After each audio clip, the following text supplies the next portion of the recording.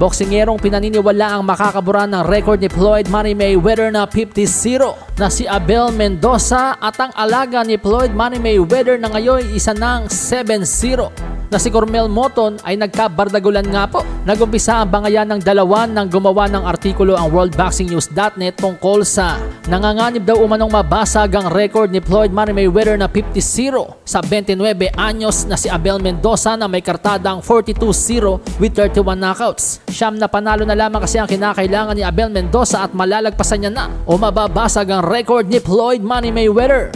Sa nakalipas na 2 taon ay nakapagtala nga po ng 9 na laban, 9 na panalo itong si Abel Mendoza. Kaya inaasahan sa next 2 years. Kung ganoon pa rin kasi pag lumaban itong si Abel Mendoza, mawawasak niya na ang record ni Floyd.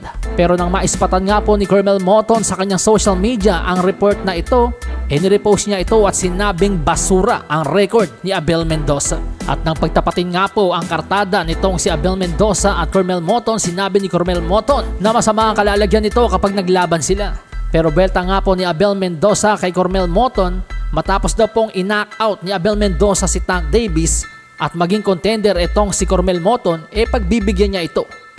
I'll tell you what, after I knock out Tank and he becomes a contender, I'll give him a shot. Yeah, once you become a contender, then okay, now I'll give you a shot, right? Sa iba pang balita, Unified World Middleweight Champion Janibek Kasaksel Alim Kanuli sa wakas may laban na po sa darating na April 5. Ayon sa report ni ESPN Boxing Insider Mike Coppinger, Janibek Alim Kanuli will defend his IBF and WBO middleweight titles versus Anawel Ngamisenge on April 5 in Astana, Kazakhstan. Bagamat isang homecoming fight ito para kay Janibek Alim Kanuli, pero mararamdaman po na hindi siya masaya sa kanyang makakalaban. Big fights po ang gusto ni Janibek noon pa. Pero ang problema ay talaga naman pong iniiwasan itong si Janibek. Dati iniwasan siya ni Jaime Munguia, Jermel Charlo, Chris Eubank Jr., Hamza Shiras at marami pang iba.